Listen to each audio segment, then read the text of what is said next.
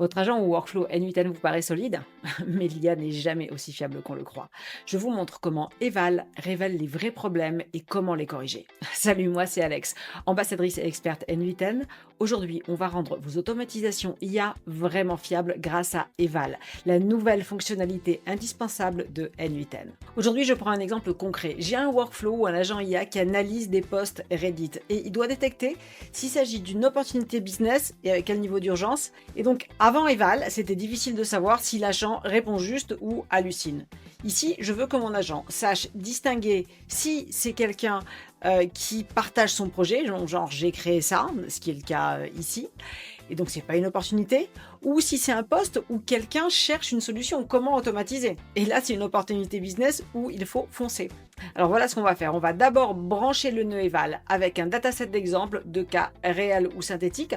Ensuite, on va connecter un LLM avec un prompt adapté à notre objectif. Ensuite, on va mesurer la justesse des résultats en comparant la sortie du LLM à la bonne réponse attendue. Puis, on va tester le workflow en lançant une évaluation sur tout le dataset. Puis, on va ajuster le prompt ou changer le modèle si besoin, puis retester jusqu'à atteindre un maximum de fiabilité. Allez, on y va. Ici, j'ai mon workflow qui démarre sur Reddit.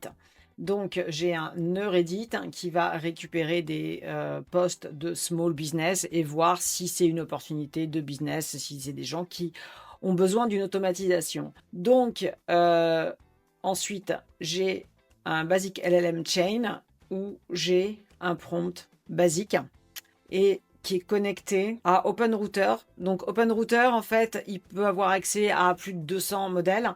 Donc du coup, ça va me permettre de tester les modèles aussi pour voir les résultats. Donc en général, je commence avec le modèle le plus fort.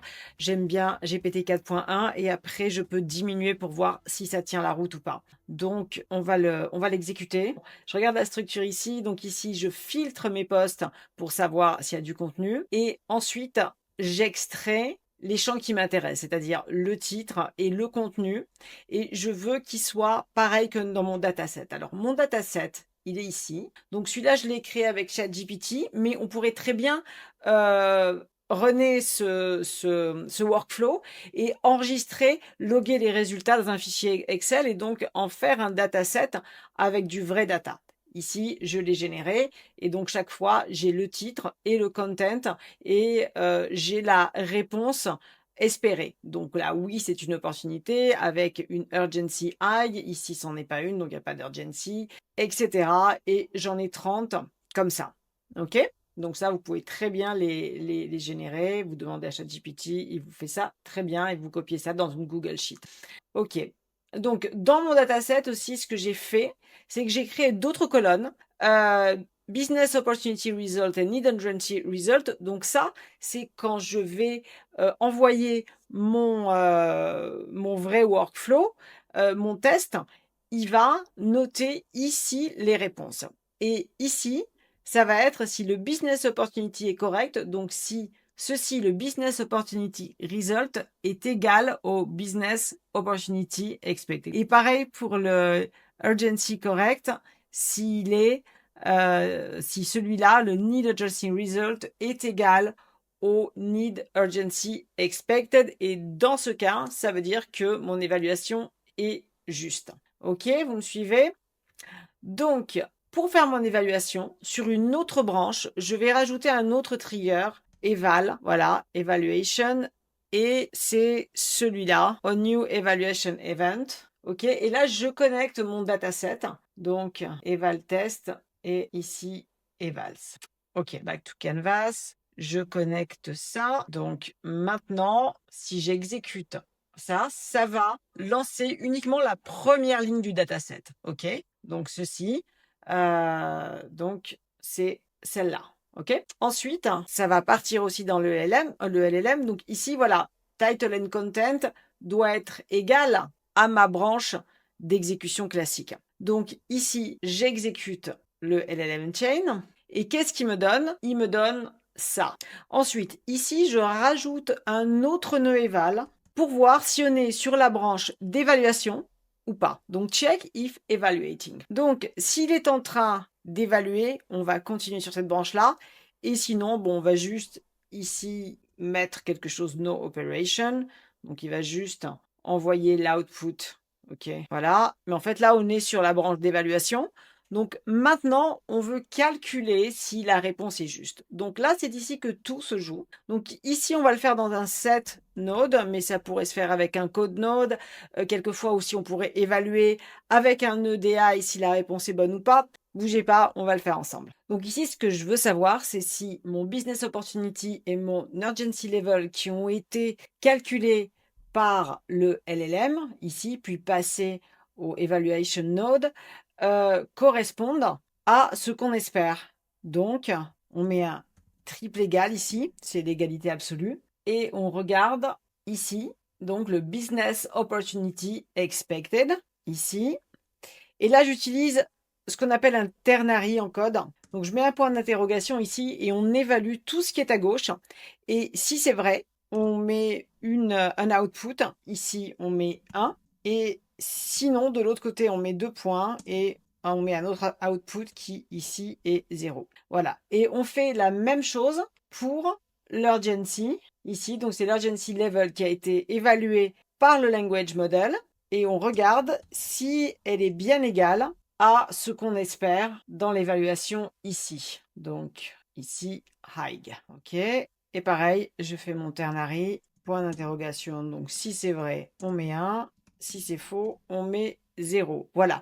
Donc ça, c'est une façon de faire. Maintenant, il y a des cas où vous allez évaluer ça avec un autre language model, etc. C'est à vous de créer la solution pour évaluer la justesse de votre solution et de ce que fait votre language model. Ensuite, on rajoute un eval qui n'est pas obligatoire, celui-là, qui est set output. Donc avec ça, on va loguer ces résultats sur le Google Sheet. OK, donc je reconnecte mon Google Sheet et ici, je rajoute. Alors ça, moi, j'ai déjà créé les colonnes, mais elles pourraient être créées on the fly.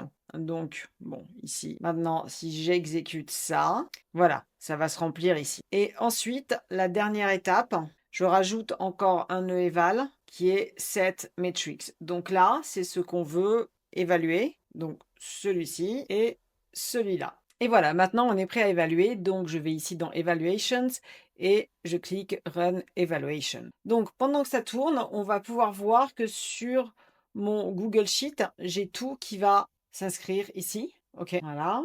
Voilà, il a fini. Et je vois que comme Business Opportunity Accuracy, j'ai 0,92, bon, ce qui est pas mal. Et pour Urgency Accuracy, j'ai 0,69. Mais je veux l'améliorer parce que je veux pas écrire à quelqu'un et que ce soit pas une Business Opportunity. Surtout que je veux automatiser ça aussi avec Reddit. Donc, je vais améliorer mon prompt. Donc voilà, j'ai remplacé le prompt de tout à l'heure qui était très basique par un beaucoup plus avancé que j'ai fait avec mon GPT Ultimate Prompt Generator que vous pouvez retrouver dans ma communauté gratuite dans le lien dans la description. Et notamment, je demande si l'utilisateur est en train de chercher de l'aide, des suggestions, des recommandations. Donc là, c'est oui, mais si par exemple, il est en train lui-même de partager quelque chose qu'il a construit, c'est non, comme dans l'exemple de mon post réel sur Reddit.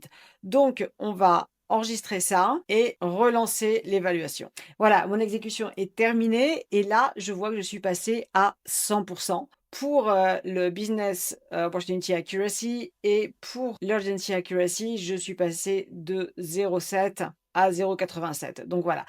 Maintenant, on va faire des tests avec GPT Nano et Mini. Donc, on va commencer par Nano et on va relancer une évaluation. Voilà, du coup, je vois qu'avec Nano, ça a quand même beaucoup baissé, même moins bon qu'avec le premier prompt. Donc là, le modèle joue beaucoup. Et pareil pour l'Urgency Accuracy. Donc maintenant, je vais essayer avec Mini, voir si c'est une bonne idée. Là, je vois que le résultat est équivalent à 4,1 avec le mauvais prompt, puisqu'on est à 0,92. À noter qu'on voit aussi les tokens consommés. Et pour l'Urgency Accuracy, on est quand même mieux qu'avec le mauvais prompt. Mais donc voilà, donc on peut évaluer les prompts, on peut évaluer le modèle. Il suffit de changer des choses et de lancer des évaluations. Maintenant, pourquoi tout ça est indispensable? En IA, on ne peut pas se contenter d'un test, ça marche ou ça casse. Contrairement au code classique, l'IA est non déterministe. Même entrée et réponse parfois différentes. Le modèle peut halluciner, inventer, sauter une étape. Un prompt qui marchait hier peut se planter demain. Alors, qu'est-ce qu'on peut vraiment évaluer avec Eval dans N8N? Contrairement à un simple ça marche pas, Eval permet de mesurer beaucoup plus finement la qualité d'un agent ou d'un workflow. Voilà ce qu'on peut monitorer concrètement. La bonne utilisation des outils, est-ce que l'agent choisit les bons outils, appelle bien les API ou consulte la bonne base de données au bon moment? La structure de sortie, par exemple, est-ce que la réponse respecte bien le format attendu? Est-ce que c'est du JSON? La qualité ou la pertinence jugée par un autre LLM. Donc, par exemple, on peut demander à un modèle IA de noter ou de vérifier si la réponse est cohérente, utile, s'il n'y a pas d'hallucination. Ensuite, on peut voir le coût, la rapidité, la conformité, suivre combien de tokens sont dépensés, combien de temps met la réponse ou s'il respecte certaines règles. Bref, en combinant ces critères, on se contente plus de voir si ça tourne, on vise une automatisation robuste, mesurée et optimisée. Bref, celle que vous pouvez vendre et gagner de l'argent avec parce que c'est solide.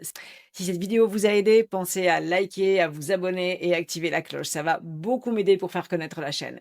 Et si vous voulez aller plus loin, j'ai mis dans la description un lien vers ma communauté et aussi vous pouvez réserver un appel stratégique gratuit si vous avez un projet complexe à automatiser. Allez, à très vite pour automatiser ensemble. Salut!